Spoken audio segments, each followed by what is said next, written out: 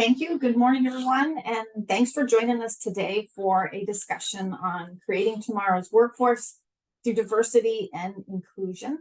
My name is Kari D. I'm the Senior Vice President and Business Leader for Business Development and Growth at Stantec Consulting.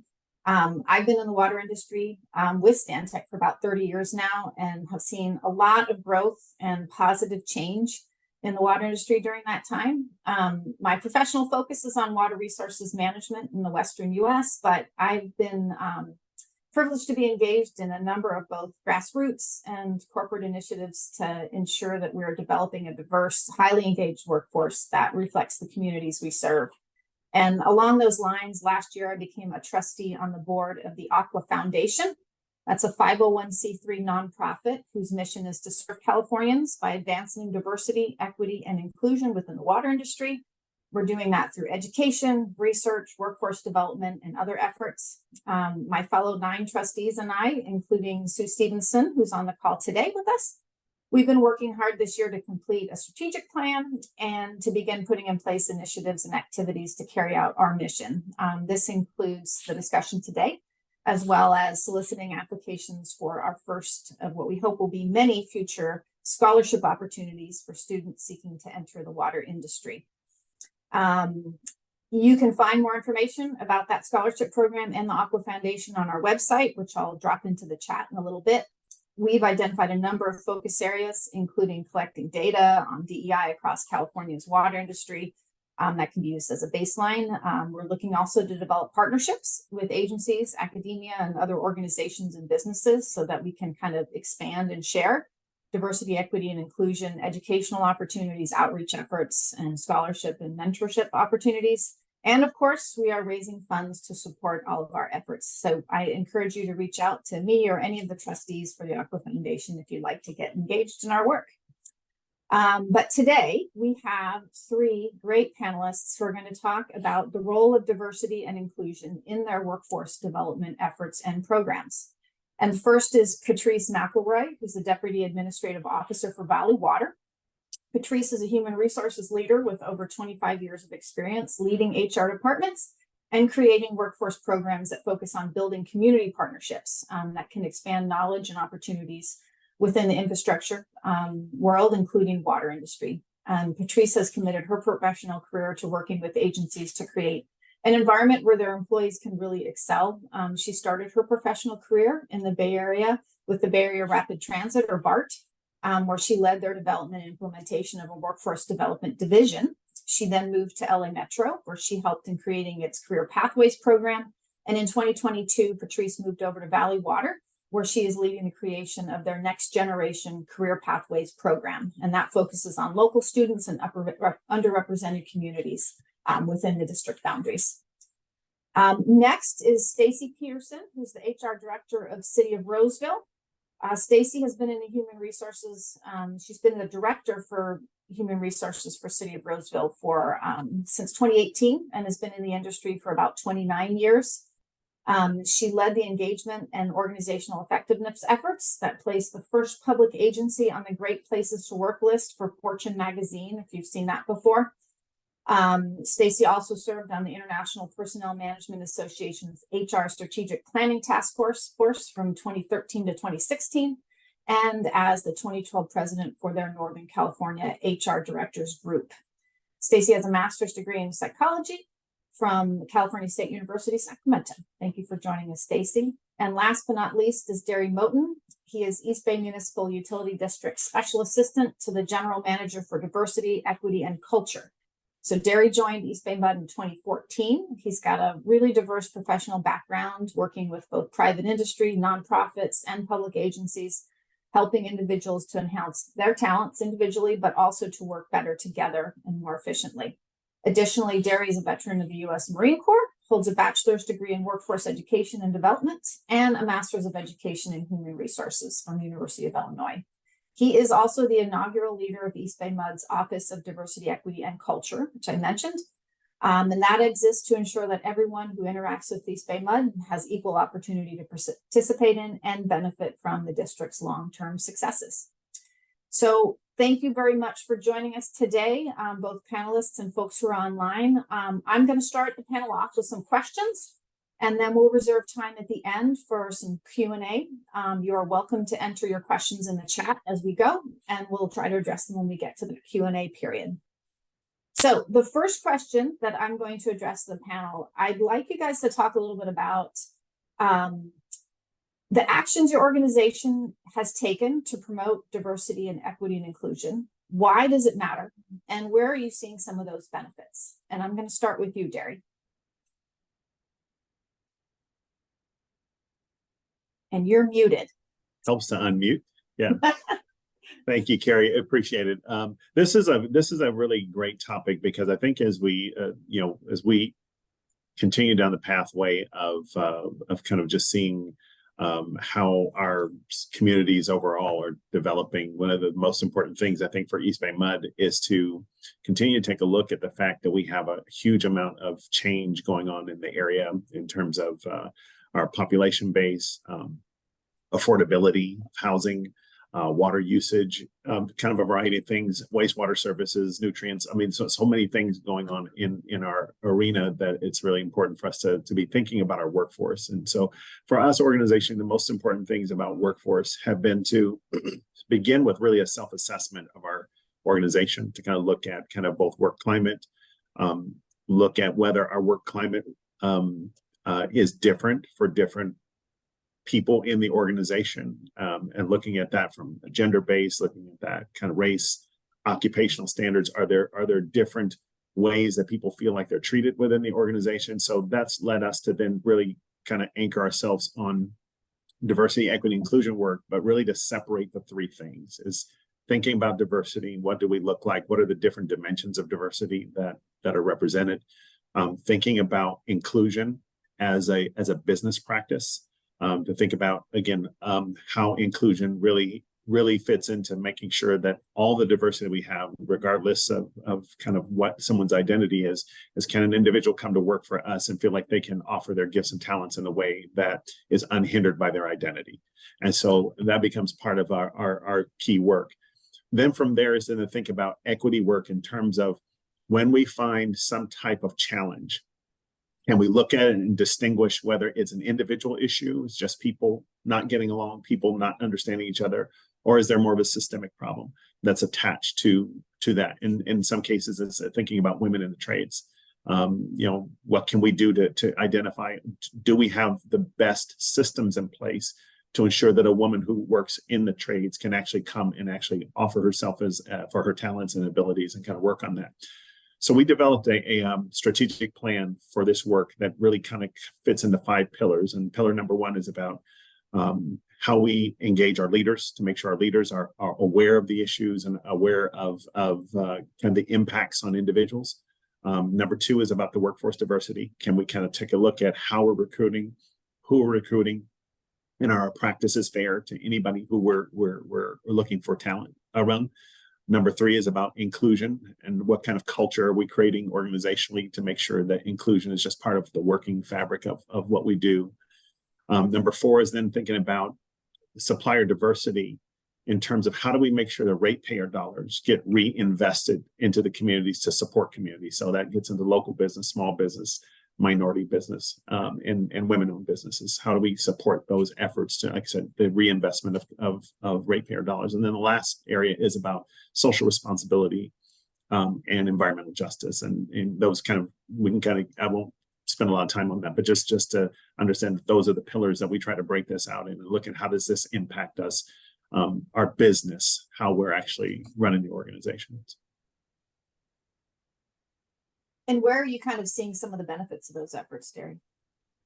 I think the most significant benefits is by us really kind of leading with the inclusion work to make sure that kind of 2 things happen. Is number 1 is that when we are when we're looking at kind of our productivity as an organization, if there are high numbers of EEO claims, if there are high numbers of work conflict issues, have we done the best work that we can do to try to make sure that people are getting along and that people have the right tools, either for communication, for cultural competence, emotional intelligence, Do people really have the right set of tools and right types of things? So what we've been able to do is kind of gear our leadership development trainings specifically around some of those topics to ensure that people, when they become leaders in the organization, they recognize how to distinguish the challenges that may be in the workforce. So really to get the workforce aligned the best possible and get, again, individuals into those opportunities where they can do that. That ties into then our kind of both our workforce development and supplier diversity, because as we see employees getting along, understanding cultural issues, it also helps us understand our customer base better, because the same practices that we use to understand ourselves is also how we better understand our customers. And with a really diverse customer base that we have, having people understand when they're interacting with the community, how to de-escalate issues, how to recognize distinctions and have cultural awareness when we're going into communities, when we're doing public outreach, having that cultural competence is also really important to make sure that when we're doing projects in communities, we know how to best communicate with those specific communities and really understand their issues and understand what they're doing. So it really does become a really comprehensive, kind of almost like a superpower for us to be able to better address issues as we see them and really help the community rally around the work that we're doing, because it benefits everybody. So everybody should also have that opportunity for participation. So. Definitely. And Stacey, I know you've talked a lot just about the need when we spoke previously to have good communication skills and for leadership to understand and be able to communicate openly and respectfully. But, you know, I'm going to pass it off to you now to talk a little bit about what City of Roseville is doing and some of your efforts. Absolutely. I love what Derry said, because, you know, we're still in the City of Roseville working toward a more robust diversity and inclusion program. I've been with the city 5 years, as you said, and there were efforts that were happening. Roseville as a community is not a very diverse community. So that's was one of our first challenges, as I recognized that. So our workforce was not as diverse as what we'd like to see. We absolutely had support from the top with our leadership, wanting to make sure that we have the most diverse perspectives coming in to develop innovative and creative programs to better serve our communities. So having that leadership support is so important. We had basically a diversity and inclusion committee that existed, but as I got on board and was trying to figure out, you know, where we need to take it next, I recognized that a lot of the team members, we had one person from every department who was part of our inclusion committee. They weren't showing up. And so that was the first problem. You know, as organizations really kick off these efforts, you've got to make sure that you have a passionate group of employees who are wanting to be part of this to make it happen. And so part of that was really getting back with the department heads and saying, okay, we need to make sure that everybody who's part of this really wants to be there and can be there. That didn't quite solve the problem. And I realized not everybody from our water treatment plant who was part of it, they couldn't come except during lunchtime. So, you know, really looking at, you know, what are going to be the issues you have to solve to get the right people involved. It was as simple as buying them lunch. And all of a sudden, you know, from 6 people showing up, then I had 12 people showing up. And it's grown today to where we have regularly at least 25 people showing up, because that was also another effort that I put in place was, you know, sometimes, you know, you may have one person who's maybe voluntold or hopefully raised their hand and wants to participate and really making a difference in this area. But we had other people who were passionate about it and wanted to be part of it. And the way things had been set up previously, only one was allowed from each department. And I said, no, we really want to get people engaged around these efforts. So that was kind of, you know, from our lens, at least what I'm going to share are just some tools that we put into place to really kick off our efforts, because we don't have one person who's dedicated. I'm the HR director. It's a full service city. We have 4 utilities in addition to every regular city service. So it's a very broad service array. You know, one of the most important things for us was the city developed 7 core competencies, and one of them includes collaborate inclusively. So every employee is evaluated on whether they are collaborating inclusively and really owning that core value.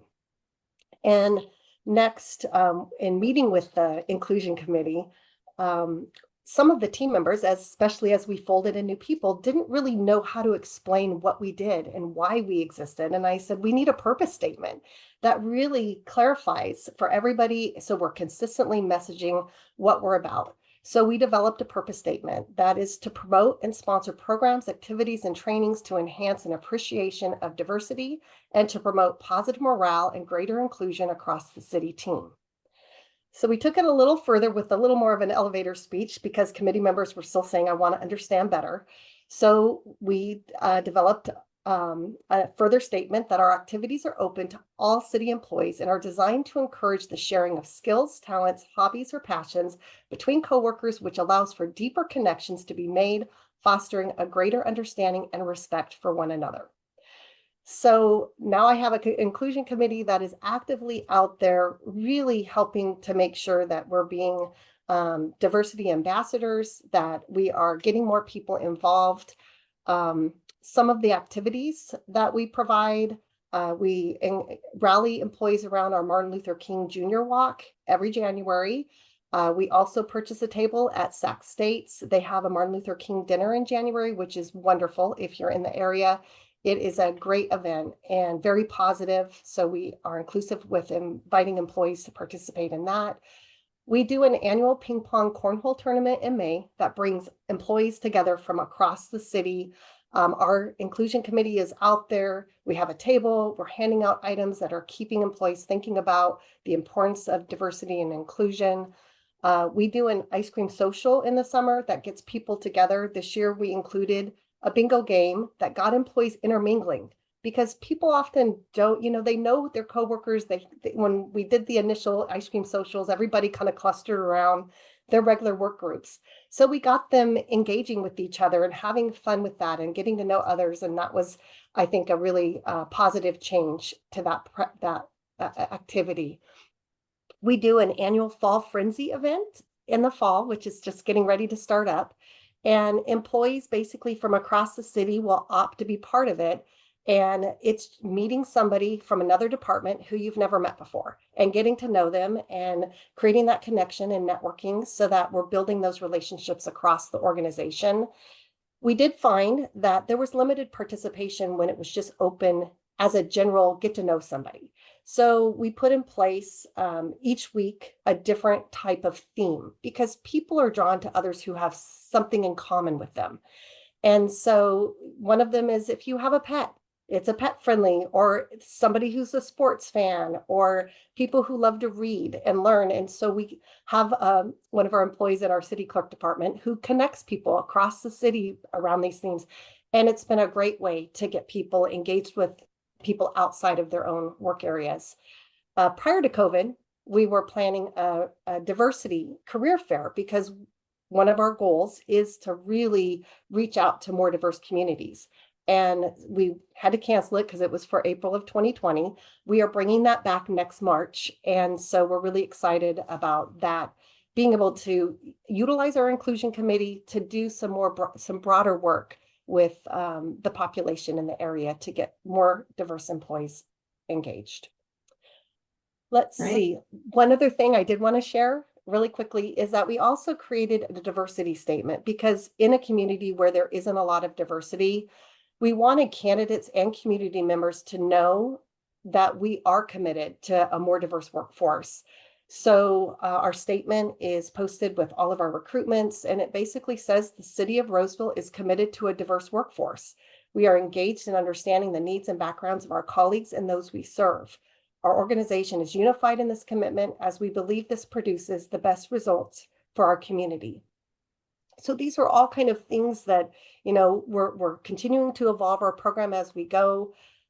We do put out articles for federal observance months, and we've done a lot of training around diversity and inclusion.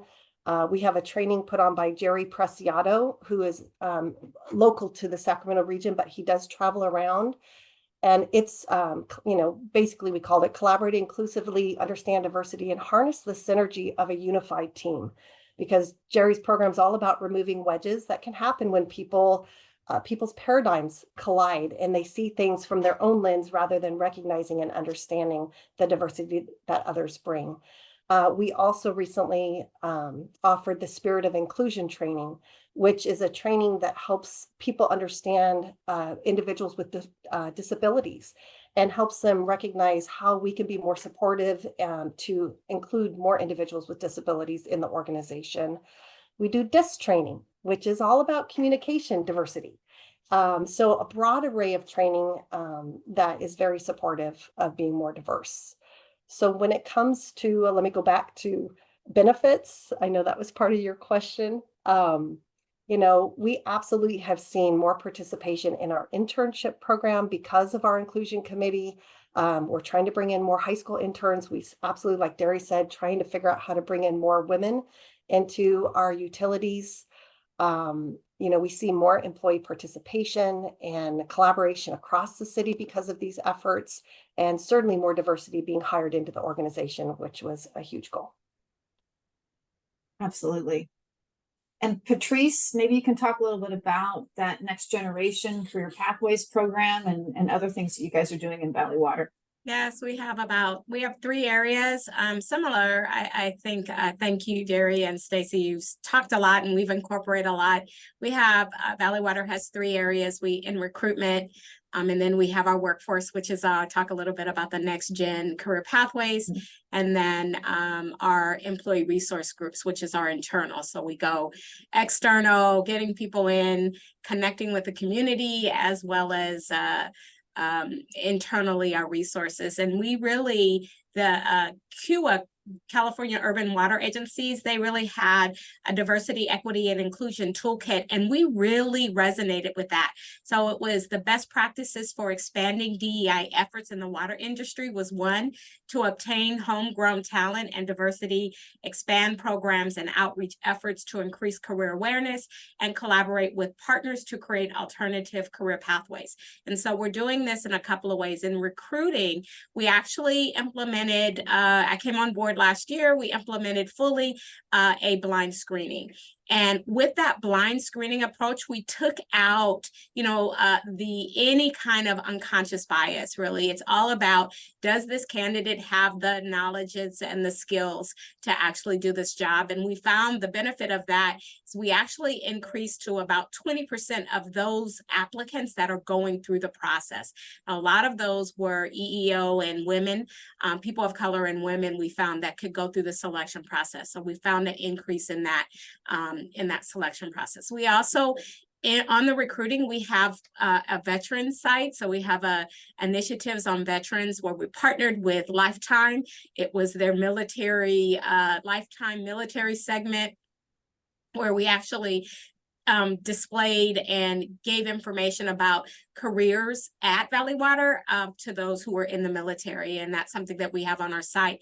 But the most important thing, we connected and have a medal with military.com. We're actually doing an incentive for those who are veterans. So if you come in to and apply for a position within Valley Water and you're a veteran, you do receive the additional incentives to move forward in a process.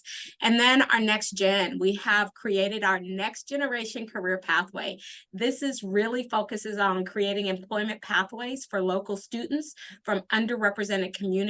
So the goal is to do more to recruit diverse candidates from across the nation. And in that, we have a pillar internship program.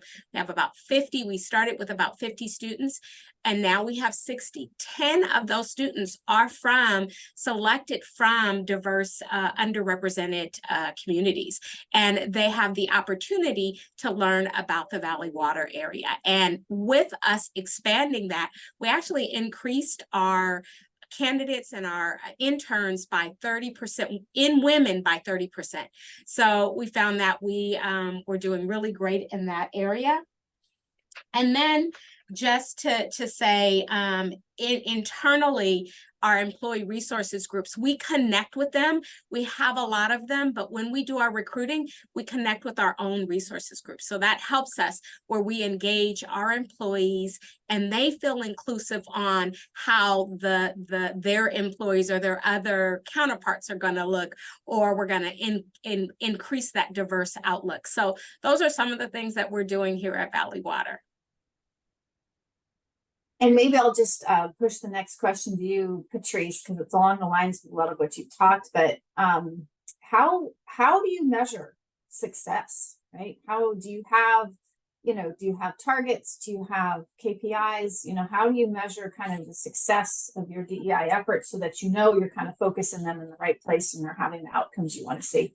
And so that's what we're doing right now as we speak. So first was, let's get this program out. And the goal was to increase diversity. Well, in terms of recruiting, what we wanted to do was increase opportunities, right? We saw that we had a lower number of women and those of color that were and disadvantaged within our community that were not going forward in the selection process. So we had applications and then we had those that were being interviewed, and we saw that there was a disconnect. We found that pulling away and having the blind screen increased by 30%, increased that ability. And so that was a great tool for us. And it's really now based on the knowledge and what you bring to the table and not anything else. So we tried to cut out those barriers. In terms of workforce next generation programs, our goal is, how do you impact the community as they are coming in,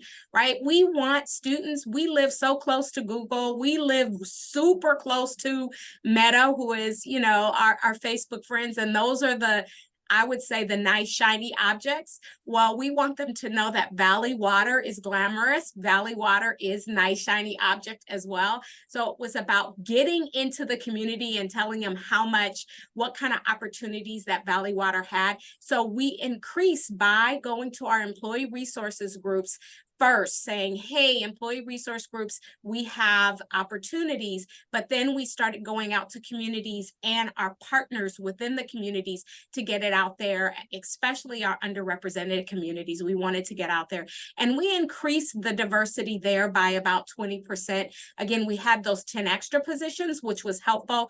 And now we're doing a real baseline of, okay, what position?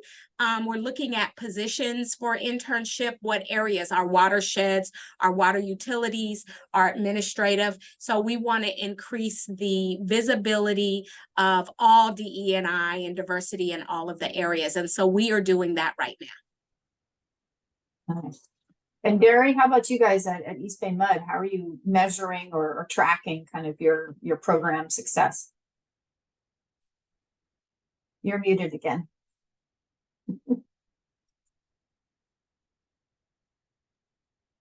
The mute button is a bad theme for me today. Sorry about that. We've been in the process of developing what we call a DEI dashboard, and so the DEI dashboard has been us looking at our overall both demographics and metrics around kind of human resource based metrics to kind of identify again issues around retention. Are we retaining diversity within the organization? As Patrice mentioned, when we look at our applicant pools, are our applicant pools as diverse? Because if we don't diversify the pools, then again, the selection process is always challenged. As Patrice mentioned, we also shifted to a blind application process. Again, we use NeoGov for our applicant screening, and NeoGov has a very simple feature to activate that you can kind of do that with. And again, that takes a lot of burden off of that and just gives you the ability to kind of work with that process. The other thing in terms of then looking at, again, how we actually set up our interview panels, trying to set up interview panels so that we have diversity on the panels. And again, diversity represented by, again, not just kind of male, female or race factors around diversity, but also looking at other diversity factors as well to integrate into diversify the applicant pools. And then in terms of then measuring and thinking about how we do that, again, it's similar to Valley, is in measuring how we're doing outreach. Are we when we're doing outreach, are we doing outreach to places where we can find diversity? So some of that is looking at our college level intern program. And trying to do partnerships with MESA based colleges. So colleges that have MESA programs within them is trying to do specific outreach to them for our intern recruitments. We've been also working with UC Berkeley, the Center for Smart Infrastructure, to kind of work with them to also identify talent as talent is coming through their programming. So really to kind of cultivate those relationships.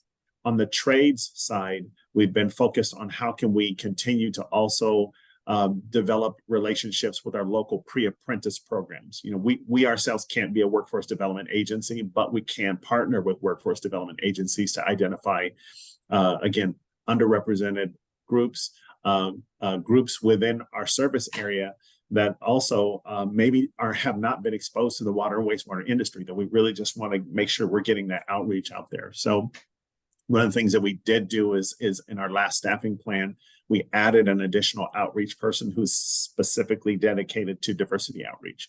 And so that person's role is to specifically build relationships with community-based organizations to make sure that they know the types of things that we have available. What they've been able to do is also, we did a partnership with Laney Community College to do a water distribution plumber boot camp. So water distribution plumber is our largest classification here.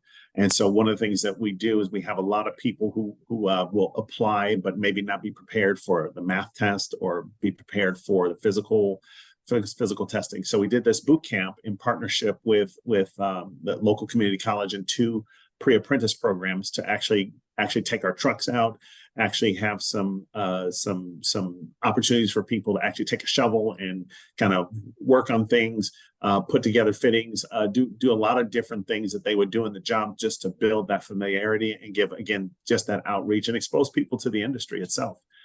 We've also done that with our customer service reps. We actually just yesterday had a really great customer service boot camp, which again gave people a chance to understand kind of what we do.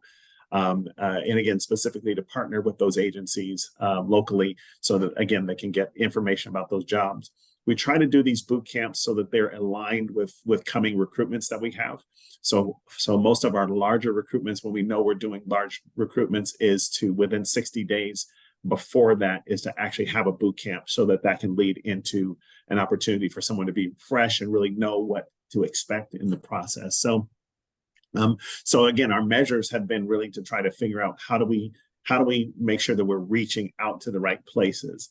And then in terms of then once we have made those relationships, is identify what's the best way for us to do community preparation to work with communities or entities to be prepared to have people understand the jobs and understand the pathway into the organization. So. And we did have a question in the chat for you, Derry, about whether that dashboard that you guys have created is something that could be, applicable to other water agencies or other entities that wanted to adopt something similar. And, the commenter note said it can sometimes be hard to get information from HR and to share it, right? I've had some of the same challenges, in my company. So how are you guys doing that? We've had to, we've had to in some ways kind of patch it together. We don't really do it externally, but we try to do it as a management tool. So what we've done is really taken the information that we can get accessible, which has been thinking about our data around retention, thinking about looking at our kind of when we're actually doing outreaches, what kind of data are we getting back? We use NeoGov and I don't want to kind of be a promoter or a detractor from NeoGov, but one of the things that we did have a struggle with was getting applicant data back, is getting a real clear report that had our applicant data. So we've had to do a lot of manual tracking on some of those things, which is very labor intensive, but we've tried to do it specifically for the recruitments that are directly related to our challenge areas from our EEO report. So most of us have to do some form of annual EEO report for federal contractors. And so we try to take that report to then isolate what are the specific jobs that we want to look at in terms of counting applicant data. So again, we can't do it necessarily comprehensively just because timing, we don't have the time or the resource to do that. So we've had to be selective and just do it in specific areas. So that's kind of the long answer to that short question. Can I add in? Valley Water recently purchased, because we found that the same challenge as Derry is, how do you get the data and how do you share the data? So, you know, I'm not sure that everyone can do this, but we could definitely, we have a tool, we purchased a tool called VMO.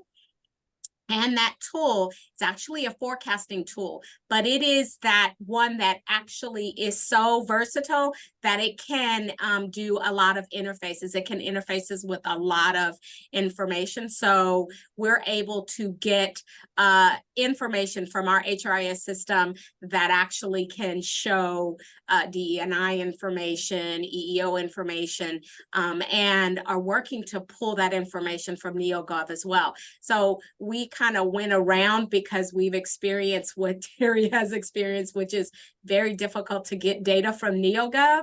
Blind screening was even a challenge at one point, but you make it happen with the system that you have. But so we just found, purchase another system. We're in the Silicon Valley. There is something out there that you can utilize that can assist you with those dashboards efforts. And Stacey, what are you guys doing in the city of Roseville? You know, how are you either reporting up to your board, or how are you, you know, assessing your progress? Yeah, one of the tools I've used is to compare our census data to our employee workforce. As I said, when I started, we had some, you know, work to do. We are certainly getting a lot closer, and most of the minority categories we're using the EEO categories and looking at that with the census. And so we know what we're doing is working. We're getting more diverse candidates. We actually purchased Careers in Government, which sends out all of our job postings to 8 diversity sites that we didn't have access to otherwise.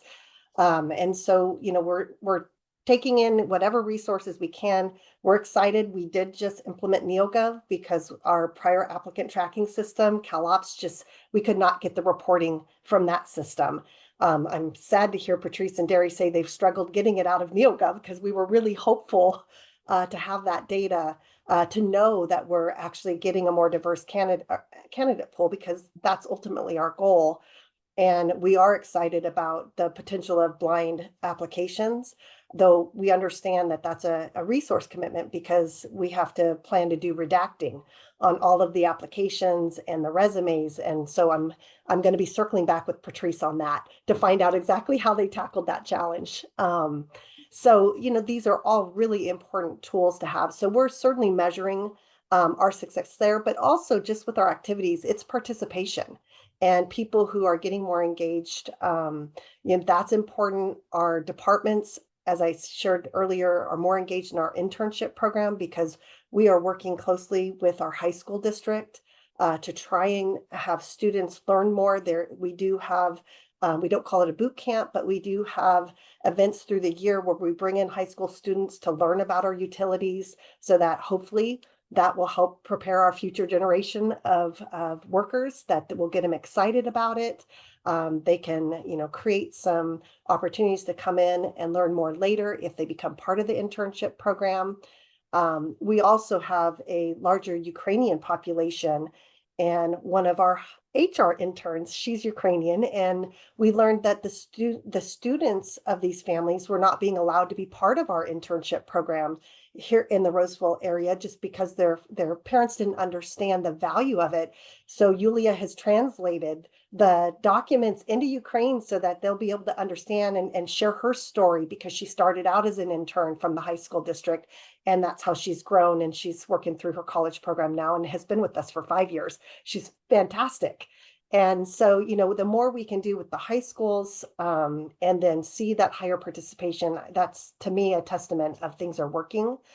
One of the other things we're looking at is implementing implicit bias training, because we also want to, you know, move the dial with all of our supervisors. You know, they're hearing it from us, the importance of bringing in a more diverse workforce.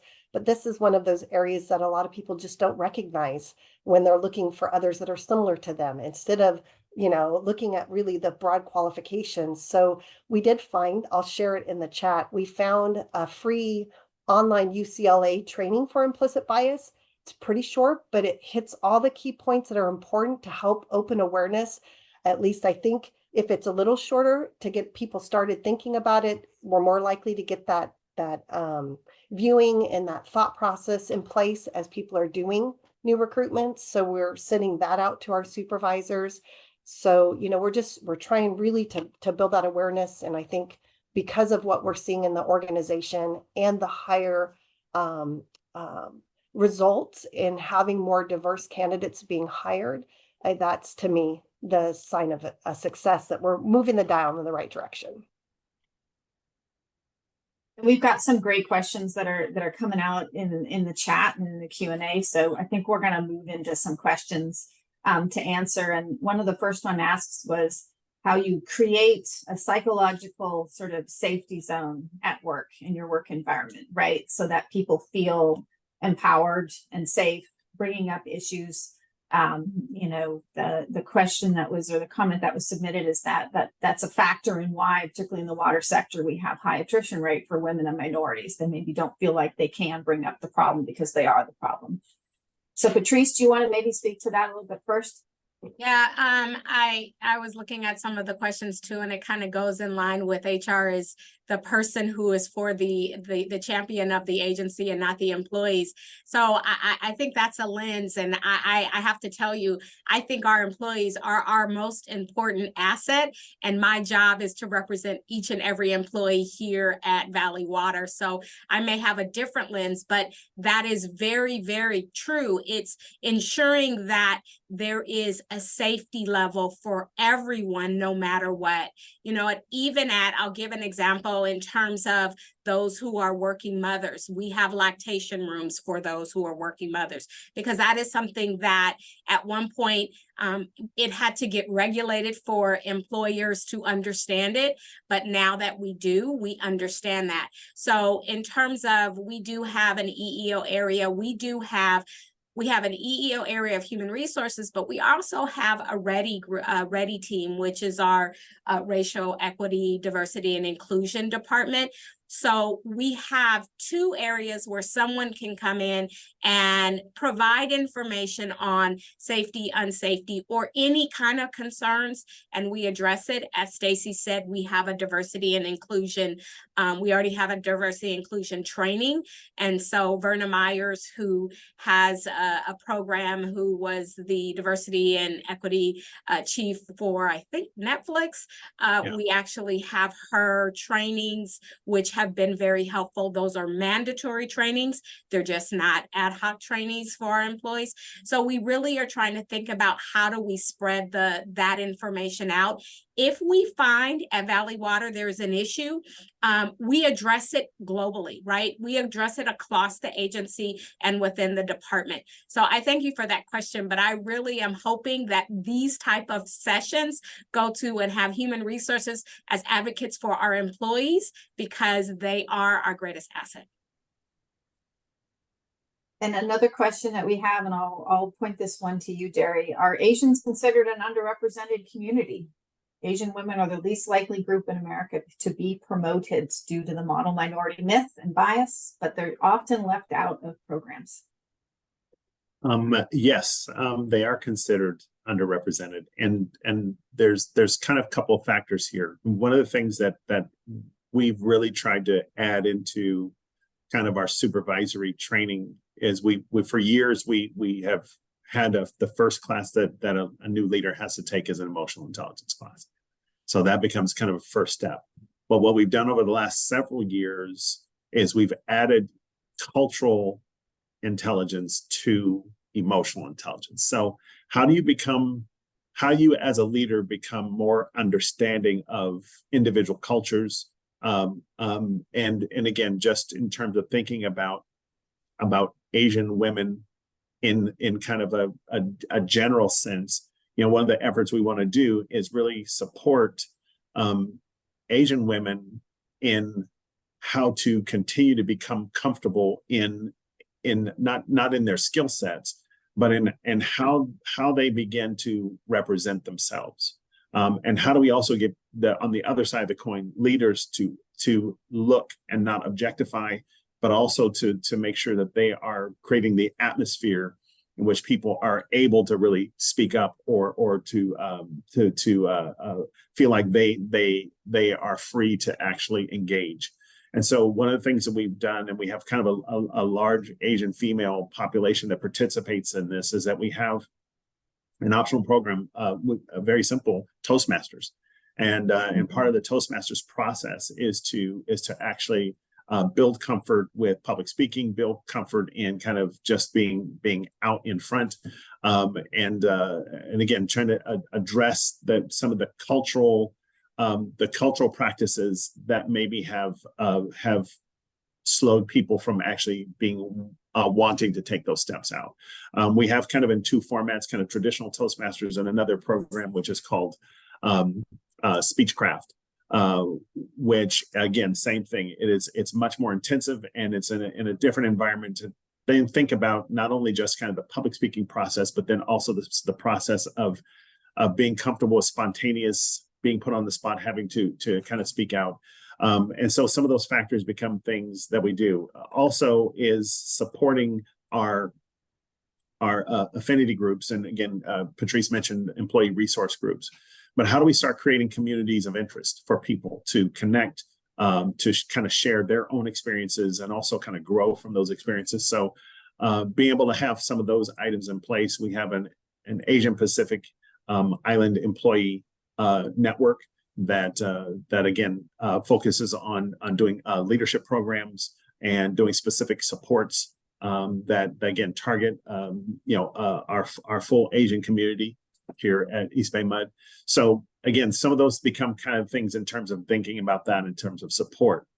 On the other item in terms of EEO, one of the things that we did in kind of our structure when we formed our Office of Diversity, Equity, and Culture, we actually pulled training and development and our traditional EEO office out of human resources to kind of give them an independent position and a role in the organization, so that people come to EEO, they're not necessarily coming to a compliance office. They're actually coming to an office that again is specifically there to support them, to support whatever their thoughts are, whatever their concerns are, and address those totally separate from our employee relations processes or unions or anything else that becomes part of that scope. So again, they all of these can somewhat run hand in hand into how do we create a sensitive organization that is really being inclusive in terms of really hearing voices, really observing where the kind of barriers are for employees, and especially employee groups that maybe historically have been underrepresented. So those all become areas that we want to focus on. And we had another question about how employee resource groups get started, and can you point to any resources for getting these established? And I know we have many of them within Stantec. I'm the chair of our neurodiversity employee resource group in North America. But Patrice, I know you mentioned that you guys have a program at Valley Water for that. Do you want to talk a little bit about how those are established and any resources that folks can use to starting their own programs? Yes, here at Valley Water, we do have a number of employee resource groups.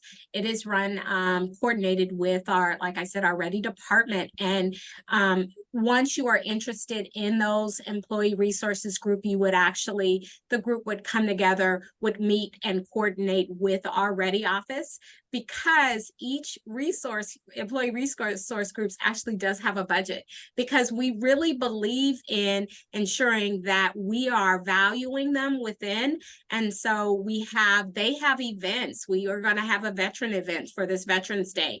The Chinese New Year, we have a big event for all of these. So they actually coordinate with our racial equity, diversity, and inclusion department. And we encourage that. Here at Human Resources, we connect with them, because that's where we get our applicant pools from. We also have an employee referral. That's how we tell everyone about employee referrals. You know what, you're going to help us get those employees for us. And so those are some of the things that we do for our employee resources group. And we had a follow-up question on how you budget or financially support those ERGs. It's varied. I don't have the exact dollar amount. I could get it back to you. I think it's just, enough for like one of your sessions, one of your big groups, like $500 for a big 3 to 5 for a big event. So, but it just depends on the size of the event, how you're moving forward with the event, and they will coordinate with our Ready group to do that. Nice. Let's see. We had a question about focus on Native American communities and engaging and hiring more people, more Indigenous peoples. Stacey, can you maybe talk a little bit about some of your engagement in community and how you might be reaching out to Native American communities and tribes? Yeah, definitely. This is one of the areas. We have the Maidu Community Center here in Roseville. And so we have a very active group within our community.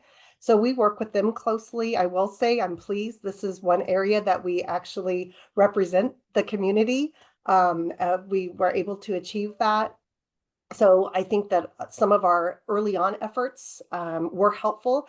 And this is just really having those partnerships with those areas and making sure that they're helping get the word out as we're posting jobs, that they're, helping members of the community really understand how to put in the applications to public sector, and us being out there more in job fairs too, to the community, because I think that's very important.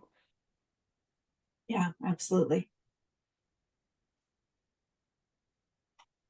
I'm not seeing other questions from the group that's online here, but I do have kind of one last follow-up question, maybe to wrap things up.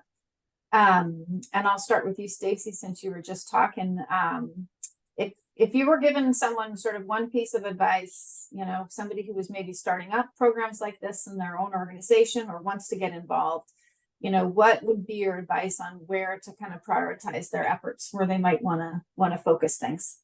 That first step. It's kind of maybe a cumulative piece of advice, and it's really make sure your leadership is supportive and have a budget. As Patrice was sharing, people need to have a budget and ensure you're inviting a passionate group of employees to engage, and then empower them to act, because they have ideas about what will support these efforts, and they just need to be empowered to really do the great work if they have a budget to work from. I mean, the bottom line in our organization, we just ask employees to remember that inclusion is how we unleash the power of diversity. So the more inclusive we are, the better organization we're going to be. And how about you, Patrice? I go back, I'll go back to the Next Gen Career Pathway Program. It's 4 pillars, really. It's Wonders of Water, which is a high school internship, Discover Valley Water, which is our traditional college internship, Water Works, which is a college stipend, and Water Educators, which is connecting with educators. So those are 4 different areas. You don't have to do all of them. You can actually focus on one where you are connecting with the community. Sometimes the community partners are actually paying, and you're just providing the resource. And so a lot of times, connect with your community because they want the resource. They want their clients or their community to understand how water works. They need a job for their kids or their college students or their high school students. So I would say you could select one, but be the resource for them. And that's actually opening up. So I would say I would look at that. And there's a lot of organizations, a lot of resources out there who are doing great work in this space. And I think you're absolutely right, Patrice. There's, even if you don't have the capacity to start something up yourself, you can always be that person who's the nexus and who, connects different things that are already going on in your communities and leverages them, right, to make 1 + 1 = 4. And it's not always about the money. It's about the resource of sharing what you have or sharing your knowledge with high schools, with the trade schools. So that's the most important. If you connect, and you don't have to do all 4 of our pillars, you can actually connect with one. And Derry, how about you? What's your advice?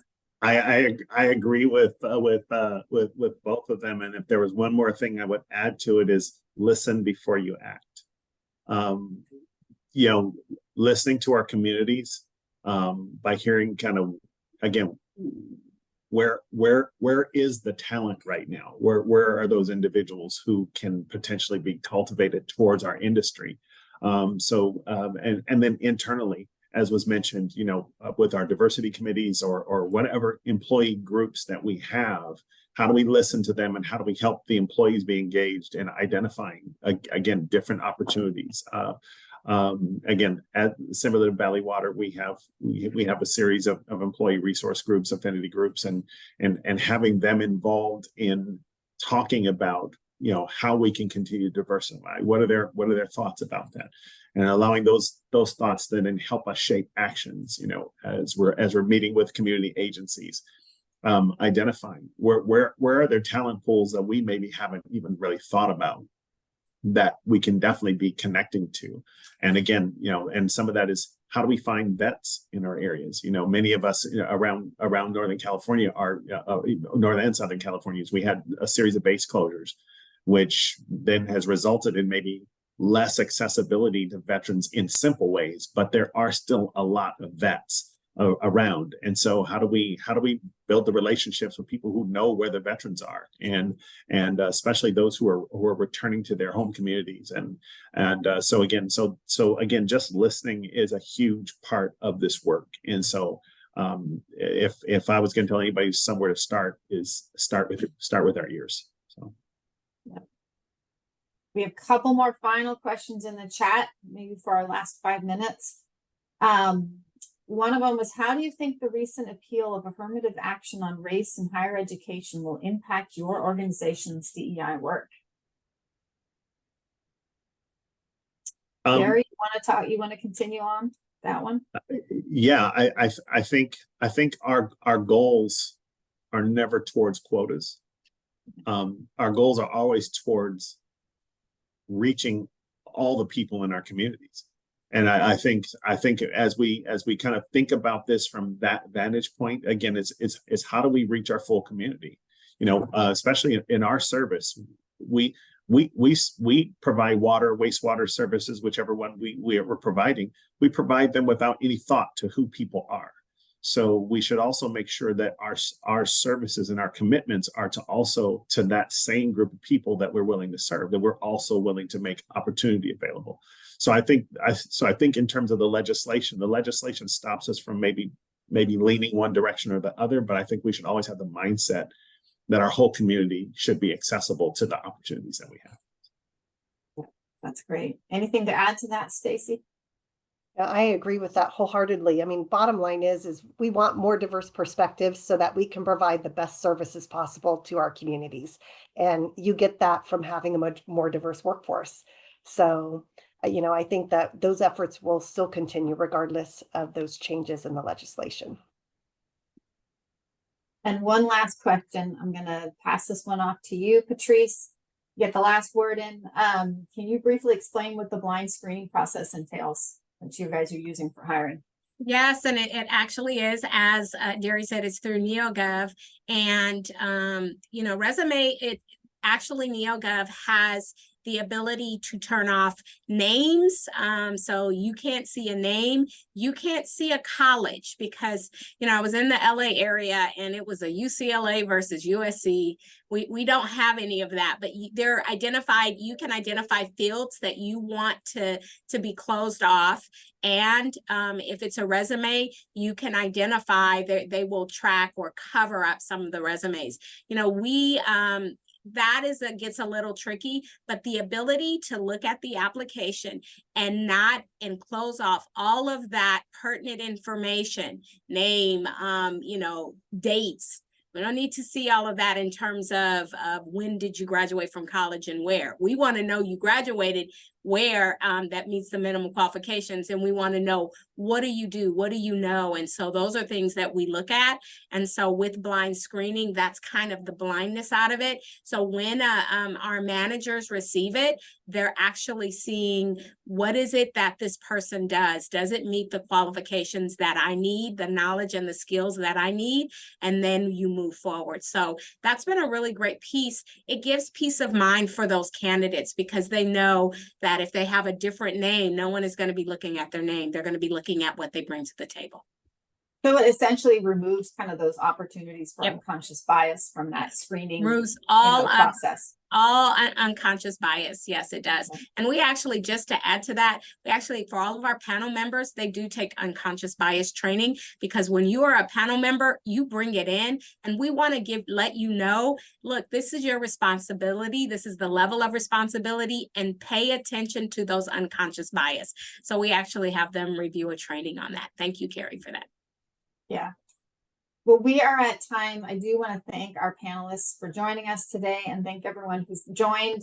Great questions posed out there. A lot of work, like I said, going on in this space, and it is important. We have an aging workforce. We have a workforce that needs to change and adapt over the years.